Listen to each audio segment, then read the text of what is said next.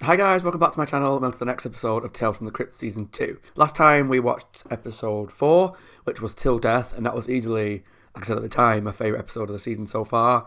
And that was about the guy who was basically marrying people for their money and their wealth. And presumably, there was hints that he killed off other people, but it was never confirmed, I don't think. But he got this potion to make this woman fall in love with him, because she had loads of money and she wasn't interested in him whatsoever, but he gave her too much of the potion so that she was like obsessed with him, so much so that when she died because she had drank too much of the potion, she came back to life and was still like in love with him. It was really cool, it was really fun, it had a really fun atmosphere to it and had some good practical effects actually with the design of the zombie bride lady. And she just kept coming after him, even though she was decaying and decaying and she became like a skeleton in the end. She just kept coming after him and it was just a really fun voodoo-y zombie, and I just really enjoyed myself all the way throughout the episode. This episode is episode 5. It's called Three's a Crowd. What do I think this one might be about? Three's a Crowd. Maybe it's about like a love triangle and two people are fighting over the same man or woman. Maybe the fight goes to like fight to the death. If you enjoy this reaction series, please let me know down below what you're thinking, because I don't think I've had any comments so far about any of this series at the time of recording. So, please let me know down below what you think and subscribe for the rest of Series 2 of Tales from the Crypt. Let's jump into the reaction to Three's a Crowd. Tonight, I've chosen a fiendish little tale from my hold of moldy oldies. We've been invited to an anniversary celebration of holy deadlock. You know, to love and to perish, for richer, for horror, in sickness and in stealth, till death do us part. This is one anniversary the Okay. husband will never forget. So it's an anniversary. That picture looks like a lady. People being killed? Maybe it's an anniversary and one of the couples is cheating on the other.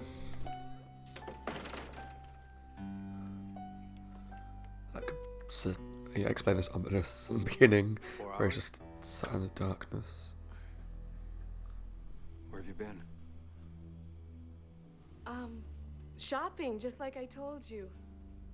Where are the And bags? Alan insisted on buying me this new coat. What do you think? You said you'd be 1 hour. 2 at the most. Richard, I didn't think you'd be this upset about it.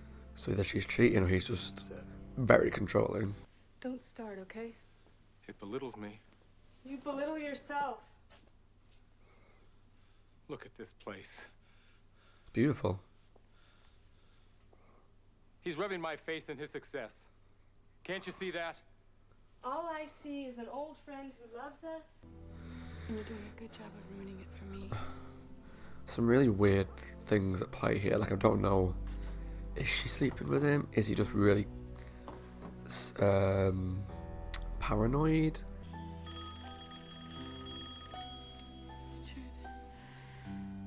Richard. Don't answer it. It's probably Alan. I told him to call. Why? You've spent your anniversary out shopping with him. What? And he's bought you this holiday place. Why is he calling Hello? you? Hi. No wonder he's potentially paranoid. Yeah. I knew it was gonna be you. If she's not cheating on him, right? She's still being a... What's the word? Like, she's spending a lot of time and effort on this Alan guy.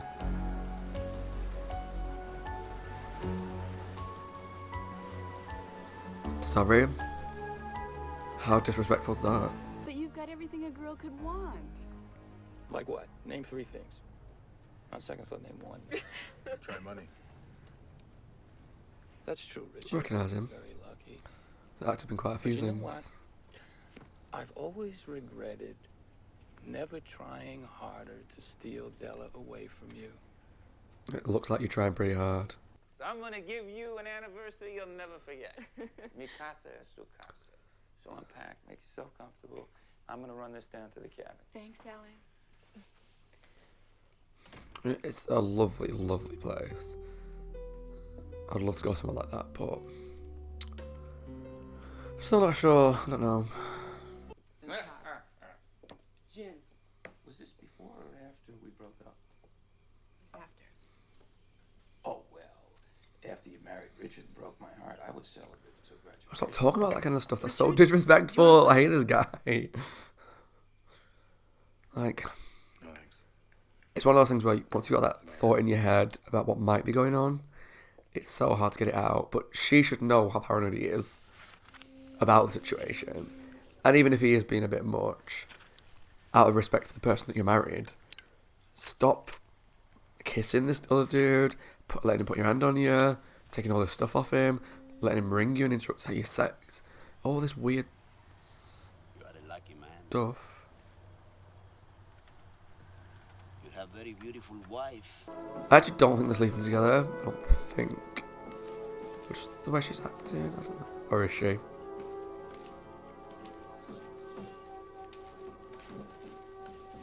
Where is she? I never knew I could feel so happy. Oh god. The old life ends, and the new one begins. It's gonna look like she's leaving him for Alan, but I feel like there's gonna be a twist coming. I think. I hope. It's just been so hard not telling him. It'll be all over tomorrow. Well, what have we got here? Doing a little shopping, Alan. He spotted that. That's so inappropriate.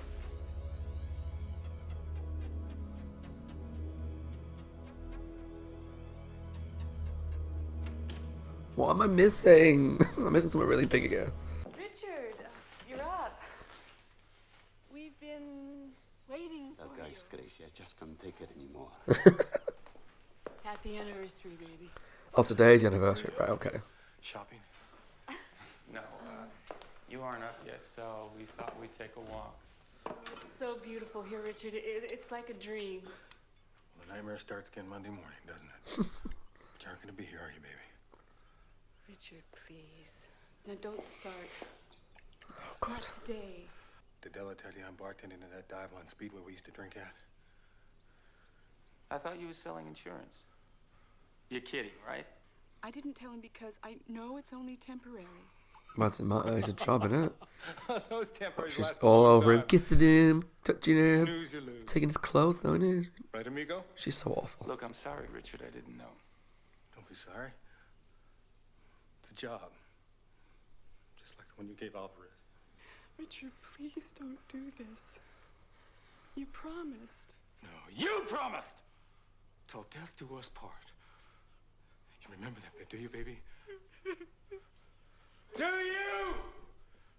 None of these people are actually on any of their sides. Because whilst I kind of feel like she's really disrespectful to their relationship, he's obviously got a drinking problem. And there's a lot of issues about his own. I'm the asshole!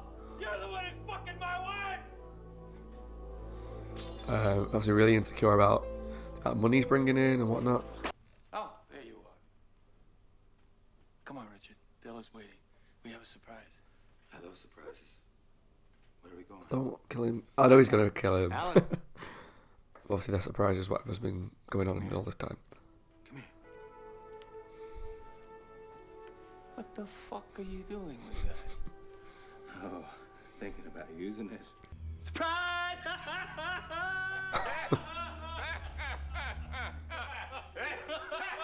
That's not funny. God, this is weird. I know, I noticed it. You're crazy. You're out of your fucking mind. A little bit. And your dead friend.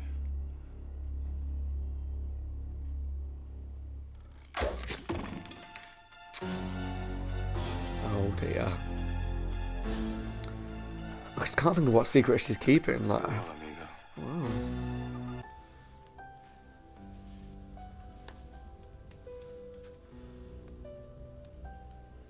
You? What do you think? Where's Alan? Well, you got blood on it for one. And somehow It's hanging around here somewhere. she hasn't noticed.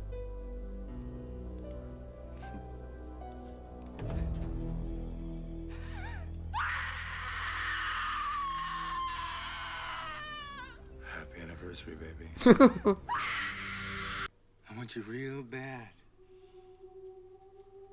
I got something for you. He's... An anniversary present. Oh, God.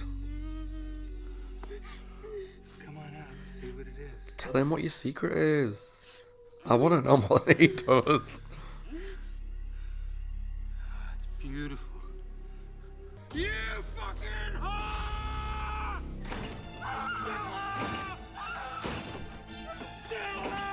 You slut! At this point, I'm like 1,000% convinced that she's not sleeping with Alan.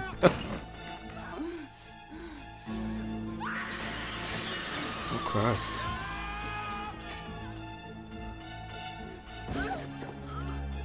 She could have opened the window and jumped out. She just threw herself through it. Uh-oh. Turn Alan on.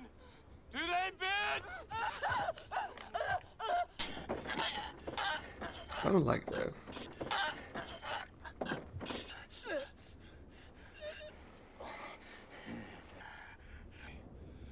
go to Alan's cabin and work on that kid again. Okay, so they're going to go to the cabin. I feel good. She's got to be pregnant then. She's got to be. I mean, but they keep saying about working on having a kid. That must be the surprise.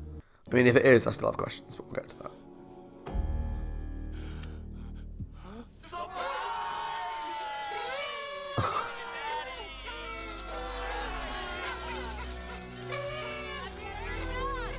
Oh, God.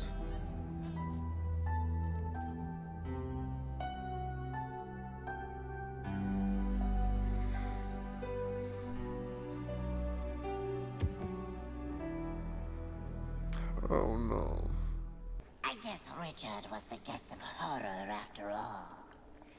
Just goes to show you what can happen when you let your imagination run away with you. Very true. Here's to your bad health.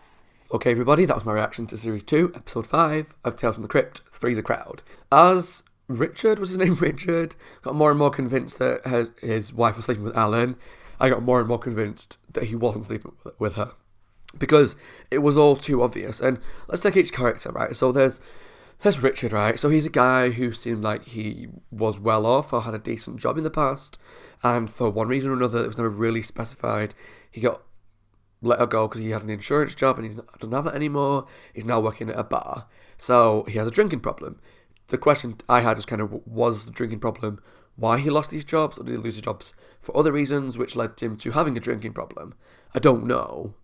But either way, the person he is now is someone who is very insecure about the amount of money he's bringing in, about how his wife sees him. He's got a lot of issues about himself because at the end of the day, he's got a job. I mean, yeah, this guy who's nearby, which we'll get to, Alan, is like really well off, can just throw money at people, not a problem. And this guy's working at a bar, so he has to save every penny. But at the end of the day, he's still got a job, he's still provided, and maybe that's just because of the position I'm in life, but he just obviously got a lot of what's the word I'm looking for? Insecurities, I suppose, about that, and between that and the drinking problem, his mind went into overdrive, and the mind is a very, very powerful thing. So because he was so paranoid about his wife leaving him because of the position that they're in, this Alan situation snowballed. Let's take his wife. So here's a woman who's got the husband, who's not the nicest person in the world, let's be honest about it. He might have been in the past, he might have been great, but because of the issues and probably the mental health problems he's going through, and the lack of the job, the good job, and the money, and the drinking, he's becoming quite awful to her.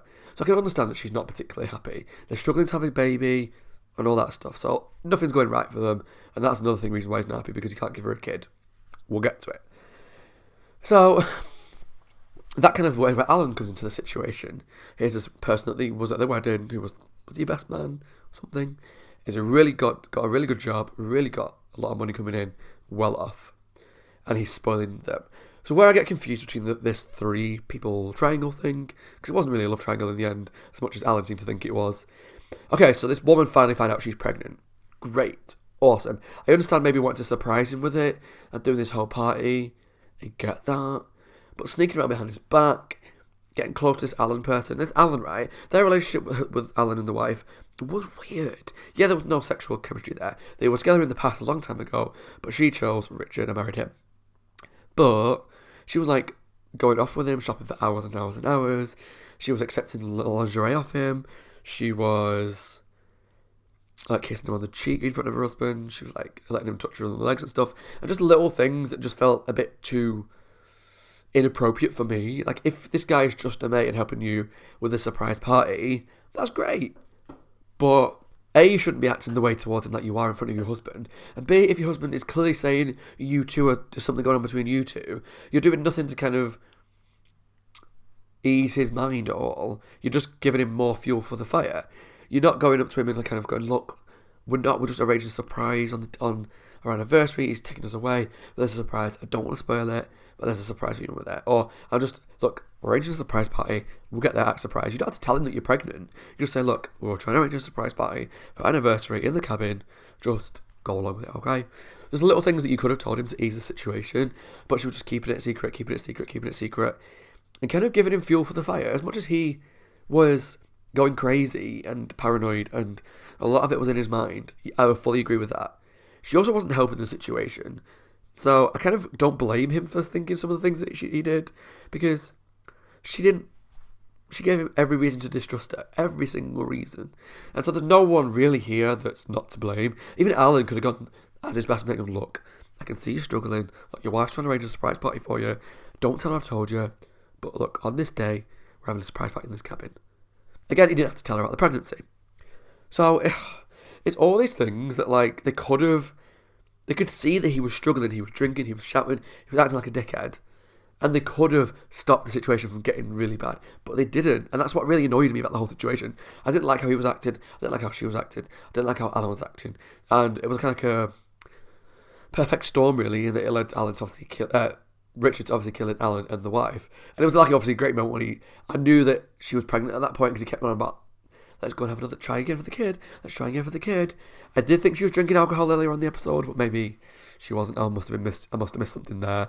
It was the 80s, it was a different time. Maybe she was drinking alcohol. Who knows?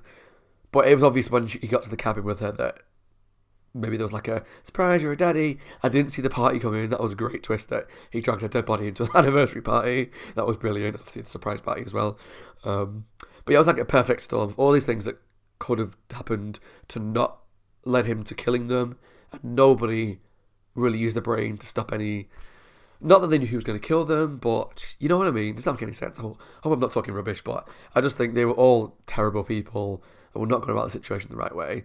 And it just led to disaster. But yeah, I really enjoyed that episode. That was really fun and kind of ominous, and I like cabin in the woods settings. That's always something for me that I enjoy watching. Yeah, that was good. It was kind of frustrating to watch because I was just like, why won't someone just tell him what's going on? And I could see that he was getting more paranoid about something that was clearly not going to happen, but she wasn't helping the situation. Alan wasn't helping the situation. It was really frustrating, but really enjoyable. Let me know down below what you think of episode 4, season 2, Tales from the Crypt. No, episode 5, season 2, Tales from the Crypt. Three's a crowd. Thanks for watching, guys. As always, my name is Scott. Hope you guys are well, taking care of yourselves and staying safe. If you enjoyed this video, please let me know down below what you thought. Subscribe to my channel for the rest of series 2, and I'll see you soon for the next episode. Bye, guys. Take care, and see you soon.